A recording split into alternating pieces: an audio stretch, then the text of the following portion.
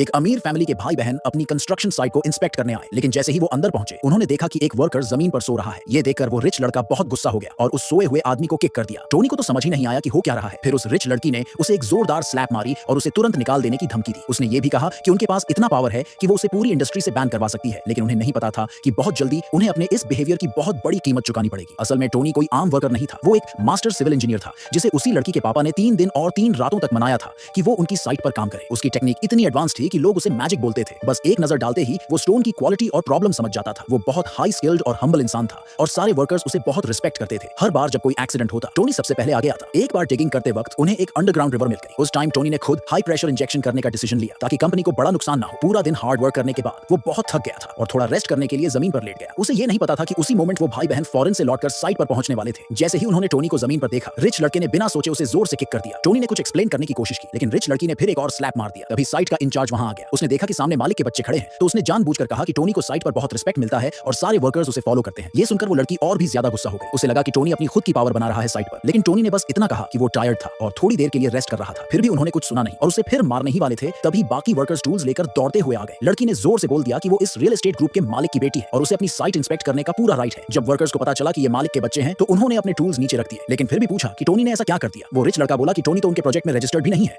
और उसने अपनी टीम से बोला कि वो कंपनी की एम्प्लॉय लिस्ट चेक करे। और सच में उस लिस्ट में टोनी का नाम नहीं था। टोनी ने बताया कि उसे सीधे कंपनी के प्रेसिडेंट ने हायर किया है और अगर उसकी आइडेंटिटी सामने आ गई तो पूरे ग्रुप को खतरा हो सकता है। लेकिन वो रिच लड़की हंस पड़ी और बोली कि टोनी तो बस झूठ बोल रहा है और अब उसे उसकी औकात दिखाएगी। उसी वक्त साइट का कपटाज टोनी के सामने खड़ा हो गया और बोला कि अगर टोनी नहीं रहेगा तो पूरी कंस्ट्रक्शन रुक जाएगी और अधूरी रह जाएगी। लेकिन लड़की ने उसकी बात नहीं मानी। उसने कहा कि वो सिविल इंजीनियरिंग इंस्टीट्यूट के सबसे यंग एकेडमिक को जानती है। असल में कुछ टाइम पहले एक अवार्ड सेरेमनी में वो लड़की लेट पहुंची थी और उसे ये नहीं पता था कि अवार्ड किसे मिला। उसकी बेस्ट फ्रेंड ने विनर का नंबर लिया था और अब वही नंबर उसने सबको दिखाया। टोनी ने नंबर देखते ही बाकी वर्कर्स से कहा कि लड़ाई मत करो और अगर इन्हें तमाशा चाहिए तो मैं अकेले ही लड़ने को रेडी हूं। लेकिन उनकी एटीट्यूड देखकर कपटाज ने एक कमांड दी और सारे वर्कर्स ने अपने टूल्स फेंक दिए और बोला कि वो स्ट्राइक पर चले जाएंगे। जब लड़की ने देखा कि सब टोनी के साथ हैं तो उसने डराने की कोशिश की कि अगर काम खोया तो अपने फैमिलीज को कैसे चलाओगे। लेकिन टोनी ने भी वर्कर्स से कहा कि शांत रहो, मैं नहीं चाहता कि मेरी वजह से तुम्हारा जॉब चला जाए। फिर भी वर्कर्स पीछे नहीं हटे और बोले कि वो टोनी के साथ आखिरी दम तक खड़े रहेंगे। ये देखकर वो रिच भाई बहन सोचने लगे कि अब तो फोर्स इस्तेमाल करनी पड़ेगी। उसी वक्त एक वर्कर दौड़ता हुआ आया और बोला कि ड्रिलिंग मशीन की बिट नीचे गिर गई है और एक आदमी घायल हो गया है। टोनी तुरंत वहां गया, अपनी बैंक कार्ड निकाली और बोला कि इंजर्ड वर्कर को बेस्ट हॉस्पिटल ले जाओ। फिर उसने पूछा कि कोई ड्राइवर अवेलेबल है क्या, लेकिन लोगों ने बताया कि पिछला ड्राइवर एक दूसरी साइट पर गायब हो गया था और अभी कोई रिप्लेसमेंट नहीं है। टोनी को पता था कि अगर बिट नहीं निकाली गई तो पूरा काम बेकार चला जाएगा, इसलिए उसने खुद नीचे उतरने का डिसीजन लिया। अमीर भाई बहन मजाक उड़ाने लगे कि टोनी बस हीरो बनने की कोशिश कर रहा है और नीचे जाने की हिम्मत नहीं करेगा, लेकिन टोनी ने उनकी बातों पर ध्यान नहीं दिया